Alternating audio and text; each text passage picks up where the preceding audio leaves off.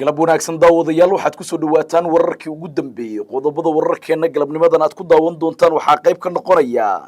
xiisadii dagaalka owdal oo weji kala yeelatay dhaqankii beesha gadabiirsi oo ku biiray dagaalka ka dhanka ah ciidanka Somaliland haddaba maxaa ka soconaya magaalada Saylac ee gobolka Awdal halka oo ay ka dhaceen shaqaaqooyin u dhaxeeya dadka shacabka ah iyo ciidanka maamulka Somaliland waxaan idin la wadaagi doonaa wararkii ugu dambeeyay iyo odayaasha oo ku hanjabay in ay qaadi doonaan dagaal ka dhan ah ciidanka Somaliland ee ku sugan magaalada Saylac kadib falkii foosha xumaa ee ciidankaasi ay ku dhaqaaqeen aroornimadii hore ee saaka waxaan idin la wadaagi doonaa xogo iyo macluumaad arrintaasi ku aadan qodobada kale wararkeena aad ku daawan doontaan waxaa qayb ka noqonaya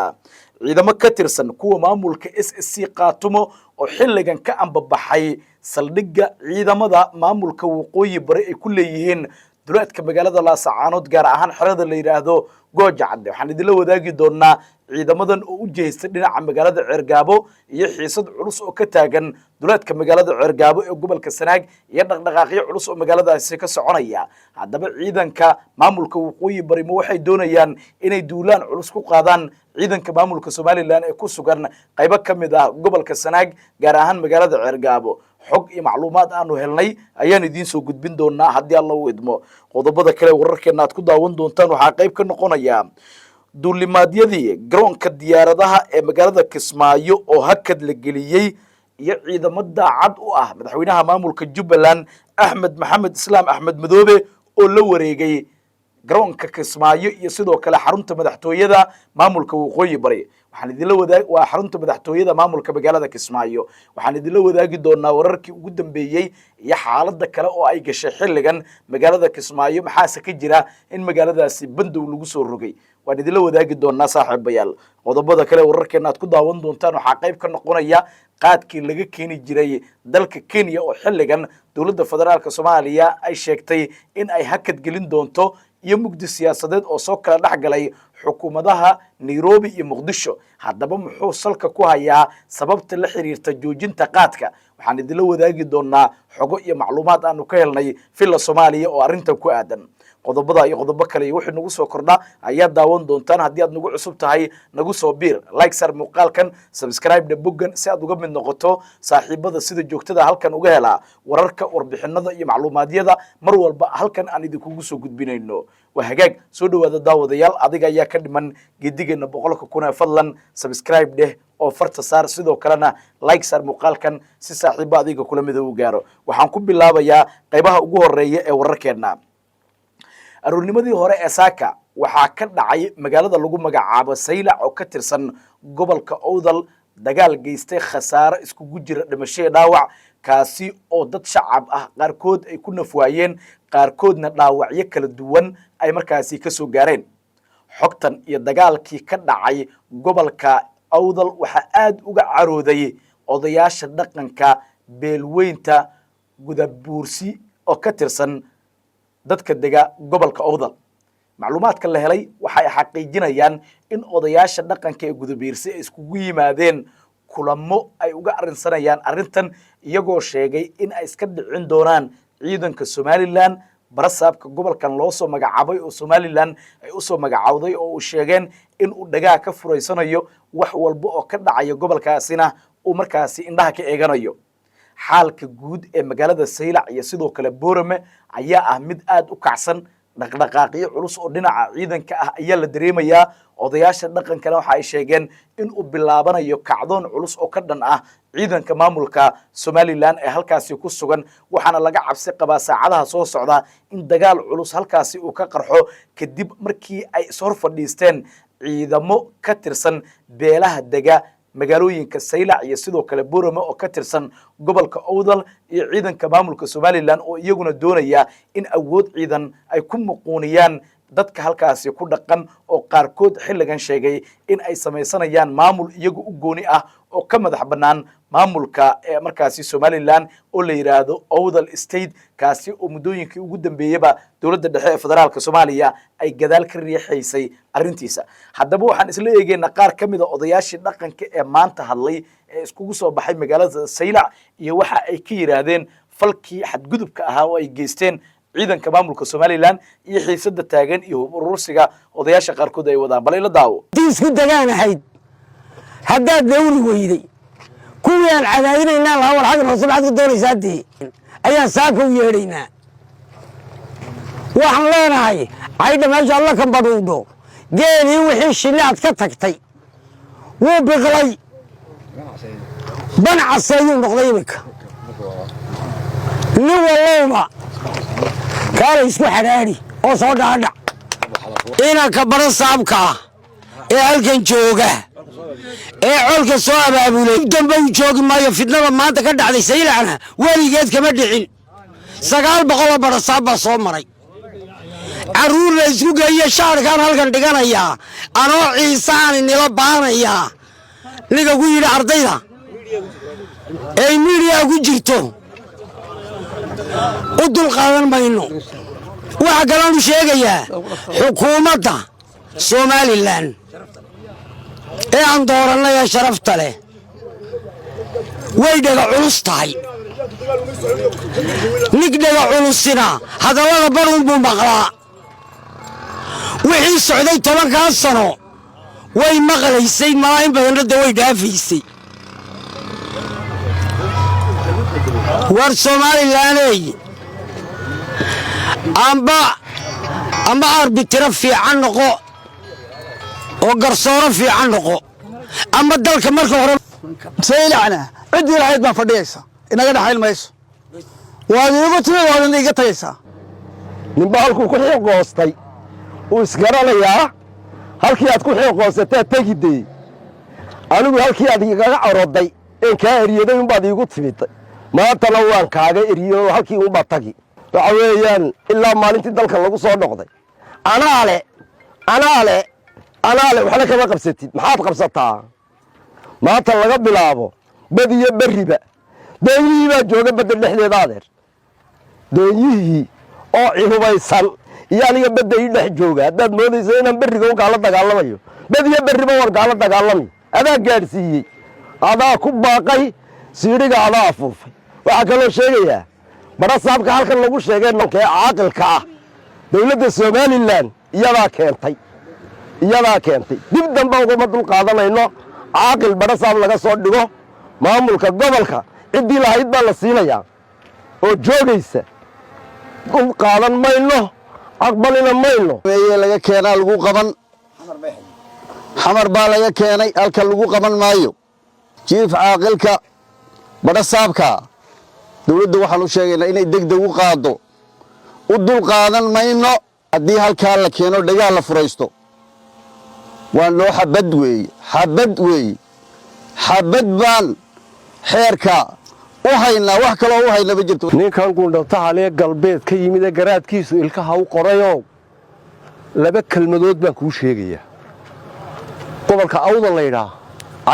anaale wallaahi oo billaahi oo tallaahi adiga malaha halkanay kaa taagantahay inaanad ku raaxaysanayn oonad dib uga hadli doonin xiniyo hadday kugu yaallaan ood nin tahay saacaddaa soo bilow oo keen buugga la sheegaya waa la qoray laleeyahay halkan ugaas baa leh halkaasaan keenayaan ku caalima saaraya oon xeer ugu qoraya kaagu hadduu yimaado waa haddaan dhintay saaka horta bisinka iyo duco iyo midna looma taagna xabad baa dhacaysa waa la maqlayaa waxaan marka hore hadalka ku bilaabayaa Somaliland ha noolaato buursina ha guulaysto waxaa jirta boqol guuraa jirta boqolkii sannadoodba mar buu reer iyo ciise kibriyaa haddii odayaashii dhaqanka ee gudabiirsi ay sidan u hanjabayaan ciidankii maamulka Somalilandna ay leeyihiin tallaabooyin ayaan qaadaynaa xiisad dagaalna ay ka taagan tahay gobolkii Awdal maxaa xal u noqon kara dadka shacabka ah ee ku dhaqan magaalooyinka Boorama iyo sidoo kale magaalada Saylac oo dagaal dhiig ku daatay oo ka dhacay arurnimadii hore ee maanta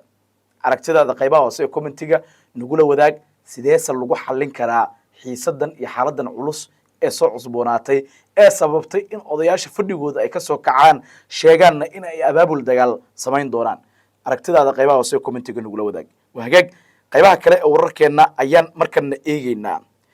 ciidamo ka tirsan kuwa maamulka waqooyi bari ee horey loo oran jiray SSC Qaatumo oo wata gaadiidka dagaalka noocyadiisa kala duwan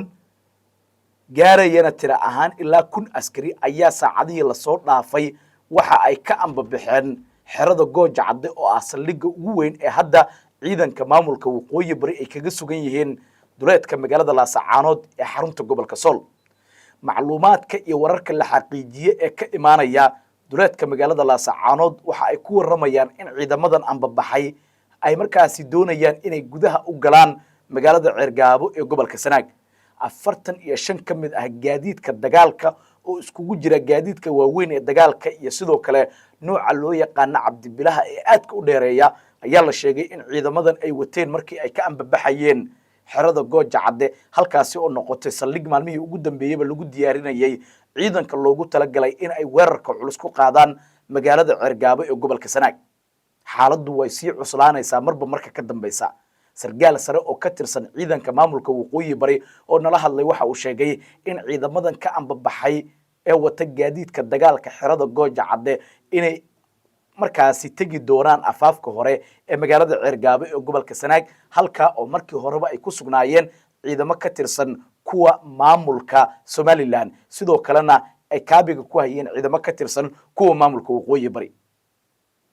magaalada Ceergaabo Somaliland waxa ay wacad ku mareen in ay difaacan doonaan dhaqdhaqaaqyo culus ayaa ka soconaya gudaha magaalada Ceergaabo dagaal ayaa laga cabsi qabi karaa in saacad walba uu ka qarxo magaalada Ceergaabo Somaliland xilligan waxay u muuqanaysaa in ay wajahayso dagaallo culus oo kaga imaanaya dhinaca maamulka waqooyi bari iyo owdal oo iminka dagaal culus uu uga furmayo maadaama dhalinyaradii iyo odayaashii dhaqanka ay is abaabulayaan qoryahana ay qaateen qaarkood haddana la isku horfadhiyo magaaladii Saylac ay dhibaatadu saaka ay ka dhacday xaalka Somaliland waxa uu muuqanayaa mid sii cuslaanaya dhinaca ciidanka marka la eego laakiin saacadihii la soo dhaafay ciidamo tira beel ah ayay Somaliland ku soo daabushay magaalada Ceergaabo ee gobolka Sanaag iyadoo cabsi xoogan ka muujinaysa duulaanka kaga imaan kara ciidanka maamulka waqooyi bari ee xilligan doonaya inay gacanta ku dhigaan magaalada Ceergaabo ee gobolka Sanaag gaadiidka dagaalka qaarkood waxa ay ka ambabaxeen xerada Guumeys la yiraahdo waxaana la sheegay in qoryaha culus ciidanku ay ku hubaysnaayeen ee loo yaqaano AD5ka iyo sidoo kale janta jinguwe iyo qoryo la mid ah oo ay markaasi zug ugu weyn yahay sidoo kalena ay ku jiraan qoryaha BKM-ka AK47ka iyo qoryaha kale ee markaa loogu talagalay in lagu dagaal galo ciidamadii ee ka tirsanaa kuwa maamulka waqooyi bari ee ka ambabaxay Gooja Cadde iyo Guumeys waxa la sheegay in ay aad u hubaysnaayeen saacadaha soo socdana la filan karo goobaha ay galaan in markaasi ay ku qaadaan duulaankii ugu cuslaa sida ay xaqiijinayaan saraakiisha ciidanka maamulka waqooyi bari ee garwadeenka ka ah duulaankan culus ee la doonayo in lagu soo afjaro magaalada Ceergaabo ee gobolka Sanaag qabashadeeda maadaama Cabdulqaadir Firdhiye khudbad jeedintiisa xilliga doorashadiisa ay qayb ka ahayd in magaalada Ceergaabo ay gacanta ku dhigi doonaan sidoo kalena ciidanka maamulka Somaliland laga saari doono haddii Ceergaabo ciidanka Somaliland laga saaro waxa ay noqonaysaa magaalo markaasi dabcan ay ku loolamayaan Somaliland iyo sidoo kale maamulka waqooyi bari gaar ahaan markaasi beelaha dhulbahanta iyo sidoo kale beesha warsangeli oo iyaguna qayb ka ah dadka deegaanada gobolada Sool iyo Sanaag xogta iyo macluumaadka la xaqiijiyay waxa ay tilmaamayaan in xaaladdu ay ka sii darayso marba marka ka dambaysa sidoo kalena laga cabsi qabi karo in dagaal culus uu ka qarxo magaalada Ceergaabo saacadaha inagu soo wajahan iyadoo markaasi dhaqdhaqaaqyadii ugu cuslaa xilligan la dareemayo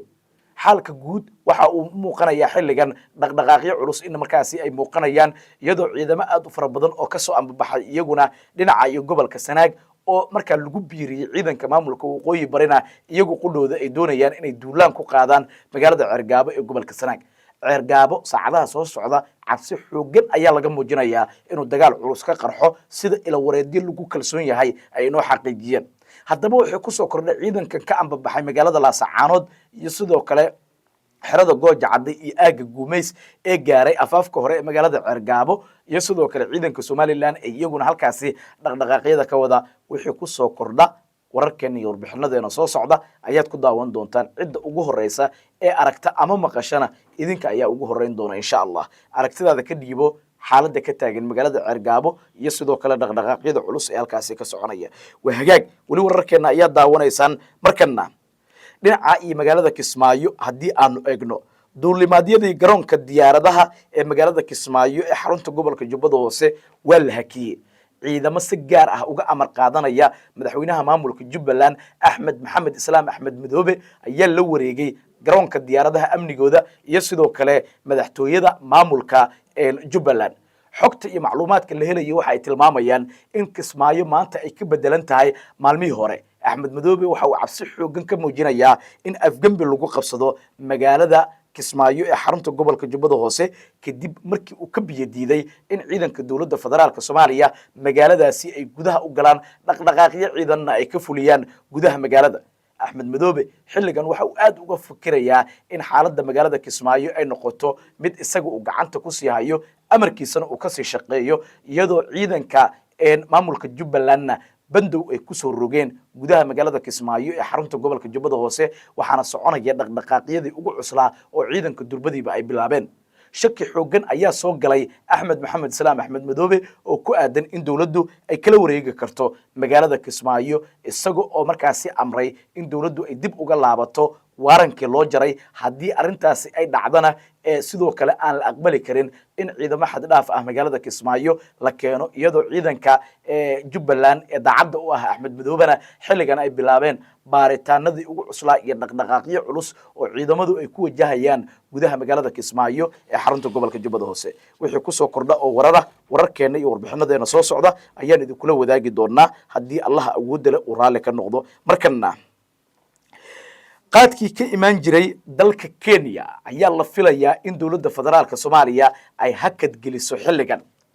sababta hakadka loo gelinayo waxa ay tahay in mugdi siyaasadeed uu soo kala dhaxgalay xukuumadaha Nairobi iyo sidoo kale xukuumadda Soomaaliya ee ka arrimisa magaalada Muqdisho